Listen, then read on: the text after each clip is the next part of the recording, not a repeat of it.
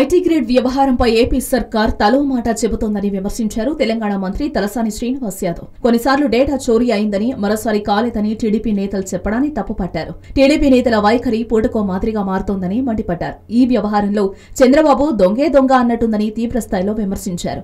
AP మంత్రులు police station కు వెళ్లి తెలంగాణ మంత్రులపై ఫిర్యాదు చేయడం ఏంటని ప్రశ్నించారు.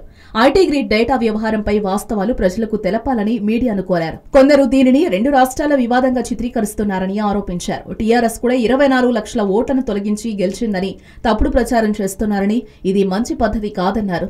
ఐటీ గ్రేడ్ అంశంపై జర్నలిస్టు సంఘాలు ఒక కమిటీ వేసి నిష్పాక్షికంగా విచారణ చేయాలని సూచించారు. ఐటీ గ్రేడ్ డేటా టీడీపీ సభ్యత్వానికి సంబంధించి కాదని, అది ఏపీ ప్రజలదని లోకమంతటికీ తెలుసన్నారు. తిమ్మిని బమ్మిని చేయగల చంద్రబాబు కొన్ని మీడియా సంస్థలతో తప్పును ఒప్పుగా చిత్రీకరిస్తున్నారని ఫైర్ అయ్యారు.